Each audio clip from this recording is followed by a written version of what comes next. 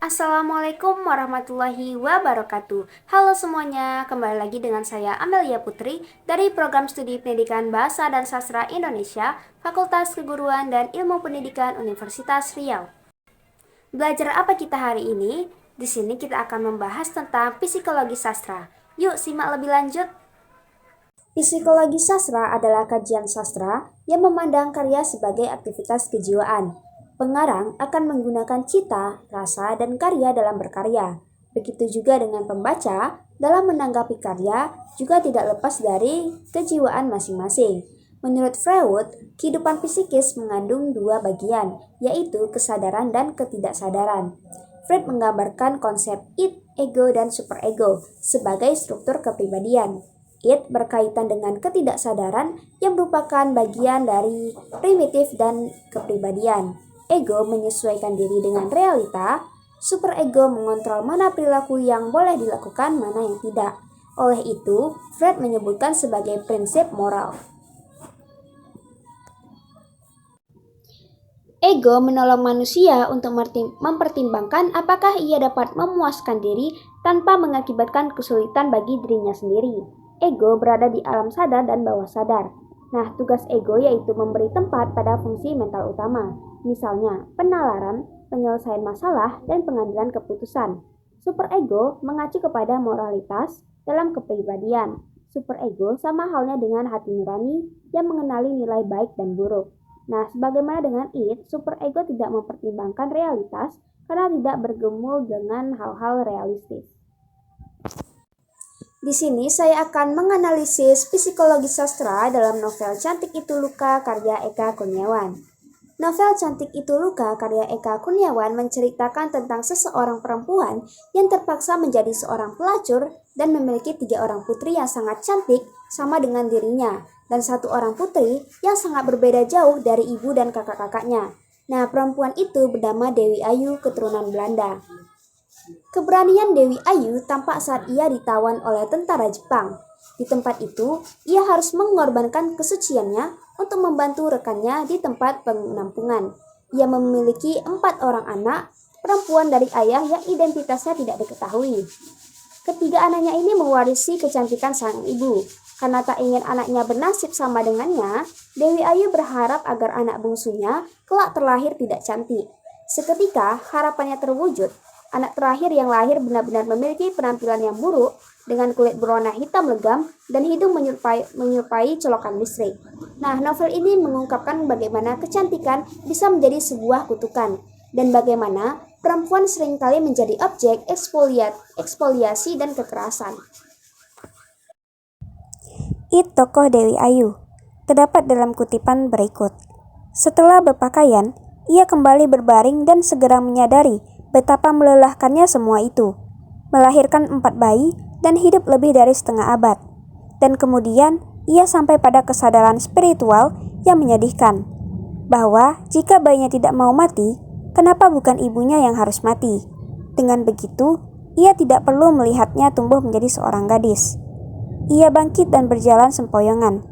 Berdiri di pintu menatap perempuan-perempuan tetangga yang masih bergerombolan mendesas-desuskan bayinya. Rosinah muncul dari kamar mandi, berdiri di samping Dewi Ayu sebab ia tahu bahwa majikannya akan mengatakan sesuatu yang harus ia katakan. "Belikan aku kain kafan," kata Dewi Ayu.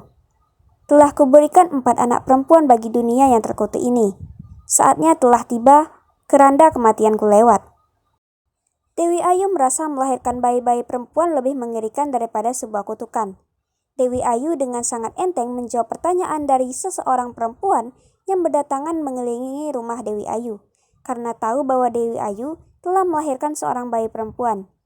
Tanpa rasa malu, Dewi Ayu menjawab pertanyaan perempuan yang merasa iba pada dirinya, dengan ketus bahwa ia telah mencoba membunuh bayinya dan bertanya sekaligus merasa yakin bahwa bayinya yang dilahirkannya itu cantik. Malahan ia merasa bahwa setiap melahirkan seorang bayi perempuan, pastilah memiliki wajah yang cantik. Dewi Ayu melahirkan seolah-olah sudah menjadi hal yang sangat biasa tanpa perlu merasa takut.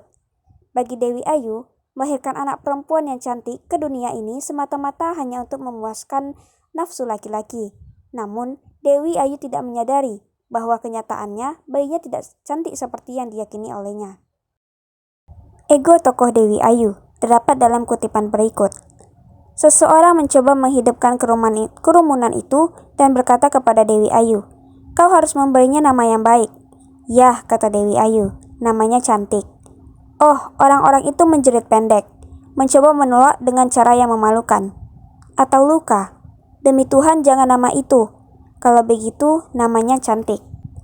Ego tokoh Dewi Ayu sangat jelas diperlihatkan dalam kutipan berikut, bahwa Dewi Ayu yang ego dalam memilih nama untuk bayi yang baru ia lahirkan. Seseorang menyuruhnya untuk memberikan nama terbaik untuk bayinya itu. Dewi Ayu merasa bayinya itu cantik. Tanpa berpikir terlalu lama, Dewi Ayu langsung menyebutkan nama terbaik menurutnya, yaitu cantik. Penolakan dilakukan oleh orang-orang yang mendengar nama itu. Kemudian, Dewi Ayu mengeluarkan satu nama lain yang berupa Luka. Dan orang-orang mendengar nama Luka langsung mengatakan jangan nama itu. Akhirnya, Dewi Ayu kembali pada nama cantik dan tidak seorang pun bisa membantah, apalagi memberontak untuk tidak memberi nama itu pada bayi yang baru saja ia lahirkan. Egonya tidak bisa dikalahkan oleh siapapun. Super ego tokoh Dewi Ayu terdapat dalam kutipan berikut. Ia tak ikut memperoleh panggilan wajib militer karena beberapa hal. Ia seorang Indo dan tak pernah mencatatkan diri sebagai warga negara Belanda. Kakinya sedikit cacat ketika suatu hari diseruduk seekor babi liar. "Tenanglah, Oma. Mata-mata orang Jepang terlalu kecil untuk melihat nama Halimunda di dalam peta," kata Dewi Ayu. Tentu saja ia sekedar ingin menghibur, namun Marijeta sama sekali tidak bisa dibuat tersenyum. Super ego tokoh Dewi Ayu dalam kutipan tersebut memperlihatkan dalam diri Ayu yang mencoba menenangkan omanya. Walau omanya sama sekali tidak terhibur dan tidak dibuat tersenyum, tetapi Dewi Ayu telah berusaha untuk menghiburnya dengan mengatakan mata orang Jepang terlalu kecil untuk melihat Halimunda di dalam peta. Dari kata itu terlihat Dewi Ayu yang tengah berusaha menenangkan omanya dari pikiran itu yang selalu menghantui omanya itu. Dewi Ayu berkata begitu karena omanya cenderung terlalu memikirkan hal tersebut.